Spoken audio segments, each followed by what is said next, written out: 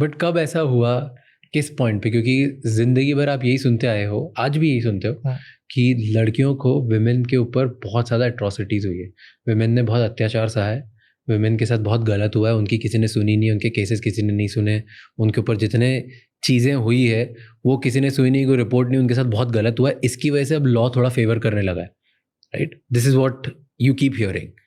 तो ये कब हुआ, व्हाट पॉइंट, ये कब चेंज हुआ कि now all of a sudden, अब पिछले लास्ट 2-3 साल में तो मैं पूरे इंटरनेट पे और हर जगह आसपास मैंने बहुत लोगों को देख भी लिया कि जहाँ पे fake cases on men are growing in leaps and bounds, exponentially leaps and bounds में वो बढ़ते ही जा रहे हैं। मतलब फेक केसेस लड़कों के ऊपर, और 25-25 केसेस लग रहे हैं, अलग अलग टाइप की चीजें लग रही है जिनको पता भी नहीं था लड़कों को कि एग्जिस्ट करती है। पता नहीं था। देखो हमारे यहाँ सोसाइटी के अंदर अंग्रेजों के टाइम से सती प्रथा थी, आपने पढ़ी होगी स्कूल में। That was something against females कि आपका पति मर गया तो अब आप इसको भी जला दो। सिंपल सी बात है, उसको रोका गया। और जब हम इंडिपेंडेंट हुए उसके बाद हिंदू मैरिज एक्ट वगैरह आए, उन्होंने कहा कि जी भाई जो चाइल्ड मैरिजेस है उसको भी रोकना चाहिए, 18 साल से कम ना हो लड़की तो ज़्यादा अच्छा है। धीरे धीरे करके आई चीज़ें। फिर पता लगा कि बहुएं जलने लग गई, कुएं में गिर जाती हैं, फांसी खा लेती हैं, पेड़ पे लटका देते मार के, या फिर गला काट देते हैं और फटाफट जला देते हैं, सबूत भी ना बचे। तो फिर ये जो क्रुएलिटी है, डाउरी डेथ है, फिर ये आया। मेंटेनेंस का इशू चल रहा था तो 125 तो चल ही रहा था सीआरपीसी में। उसके बाद जो इश्यूज आने लगे तो डोमेस्टिक वायलेंस एक्ट आया 2005 में। बेटियों को प्रॉपर्टी में राइट नहीं मिलता था क्योंकि पति की साइड से भी नहीं दे रहे हैं, फादर की साइड से भी नहीं दे रहे हैं। अब वो बेटियों को राइट भी मिलना शुरू हो गया। लॉ बने, लेकिन जहां पे भी लॉ होगा उसका यूज मिसयूज दोनों होंगे। आपको बैलेंस करके काम करना पड़ेगा। लेकिन वन साइडेड जो बननी शुरू हो गई, अब आज की तारीख में लड़कों के अगेंस्ट जितने भी फेक केसेस आ रहे हैं वो बाढ़ आई हुई है इस टाइम पे। एग्जैक्टली क्यों? एक तो इन्फॉर्मेशन बहुत ईजी है, गूगल पे जाती है कोई लड़की, देखती है ये हो गया, अरे अरे चलो पुलिस स्टेशन चलते हैं। पुलिस वाले कहते हैं चलो केस आ गया, कुछ हिसाब किताब बनेगा, FIR कर दो। लड़के का तो जिंदगी खराब हो गई ना उसकी। लेकिन लड़का जो है वो अकेला है। यहाँ पे वो क्वेश्चन भी आता है कि वो इनोसेंट है या नहीं है। बहुत सारे लड़के करते हैं प्रॉमिस। अब क्या होता है कि लड़की को इम्प्रेस करने के लिए, फिजिकल रिलेशन में आने के लिए, मस्ती मजे के लिए आप बोलते हो ना, देखो हमारा घर होगा, बच्चे होंगे। आपने बोल दिया, प्रॉमिस कर दिया आपने एक तरीके से, डायरेक्टली इनडायरेक्टली मैरिज हो गई, सपने दिखाए, उसके बाद ब्रेकअप हो गया। एक कैटेगरी है उन लोगों की। दूसरी कैटेगरी उन लोगों की है जो कहते हैं कि प्रॉमिस तो नहीं कर रहा, लेकिन when you get into a relationship, आप फिजिकल हो गए तो आप मेंटली भी तो अटैच हो गए ना। ऐसा तो है ही नहीं। अरे कुत्ते का बच्चा होता है, छोटा पिल्ला होता है ना, आप घर ले आओ, 2 दिन उसको पाल लो, उससे भी अटैचमेंट हो जाता है। आप 6 साल, 2 साल, 5 साल किसी के साथ रिलेशनशिप में हो, अटैचमेंट होगा ना। Obviously. और याद रखना, जितना अटैचमेंट होगा और जितनी ज्यादा आपकी इमोशनल बॉन्डिंग होगी उतना गुस्सा भी आएगा। तो फिर उतना रिवेंज भी आएगी कि लेनी है यार इसकी ऐसी। अब प्रॉब्लम ये है कि लड़का नहीं कर सकता ये। तो यही तो मैं बोल रहा हूँ, बस लड़का नहीं कर सकता क्योंकि कानून नहीं है, लॉ नहीं है।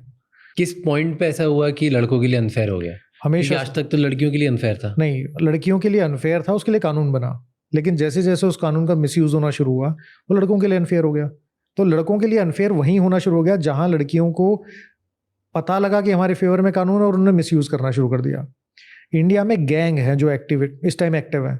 आप क्लब में जाते हो, आपको ट्रैप किया जाता है, आप रूम पे जाओगे, लड़की आएगी, उसके साथ में 4-5 बंदे आएंगे, फिर वो कहेगी मैं पुलिस को बुला रही हूँ, मेरे साथ तूने जबरदस्ती की है।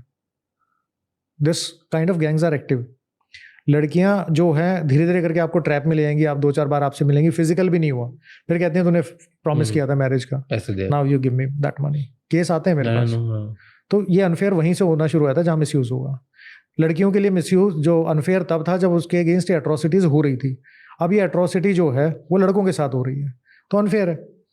इधर यू सेट अ क्राइटेरिया कि दोनों के लिए बराबर है, तो डर तो हो एटलीस्ट। एग्जैक्टली। झूठे केस तो खत्म हो। अब झूठे केस खत्म नहीं हो सकते इसलिए। और कोई झूठा केस लगा देता है तो उसके ऊपर कोई रिपरकशन भी नहीं। रिपरकशन बेसिकली कानून तो कहता है कि अगर आपने झूठी इन्फॉर्मेशन दी है पुलिस को, कोर्ट में झूठी गवाही दी है, तो आपके खिलाफ एक्शन होगा। लेकिन कितना एक्शन होगा? कुछ नहीं होता।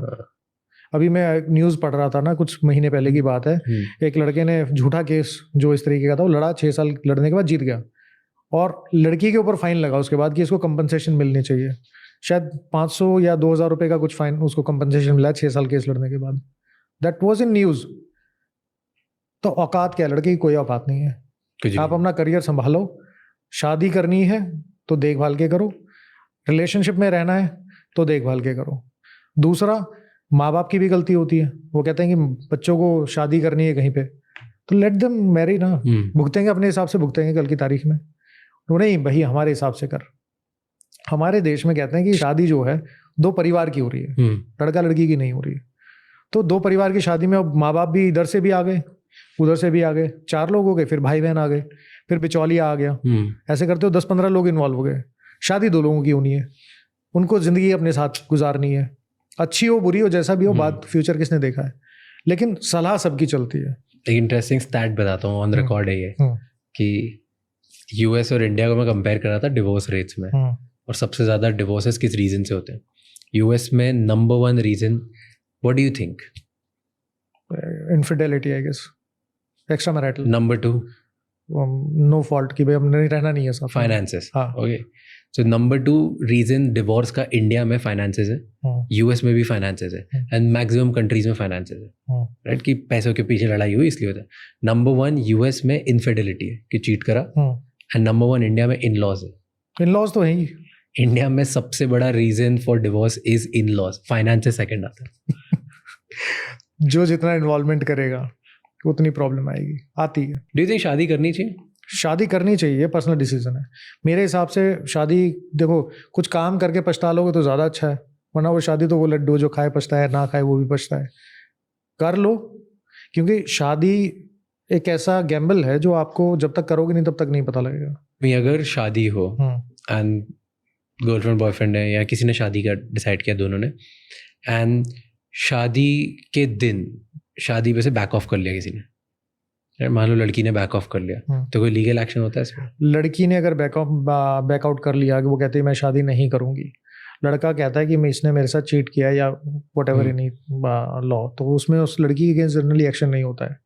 99.99% उसके अगेंस्ट कोई एक्शन नहीं कुछ नहीं होगा, कुछ नहीं। शादी देखो, आप कोर्ट में जाओगे, शादी करना to live with a person of your choice, happy life हर आदमी को चाहिए। शादी इज दैट बेसिक थिंग जहाँ पे आप अपनी पसंद के इंसान के साथ रह सकते हो।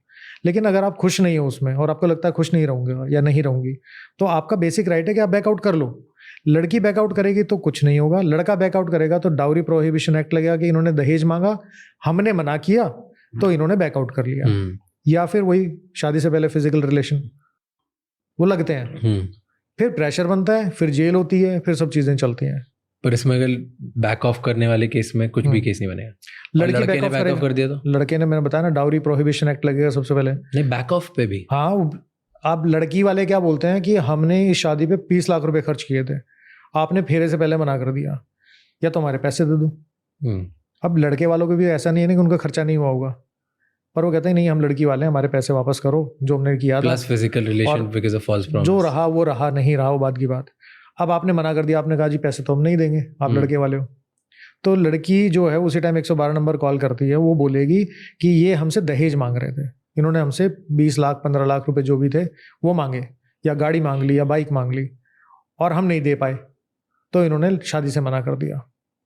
उसमें भी 3 साल की जेल है, जबकि दहेज लेना और देना दोनों क्राइम है।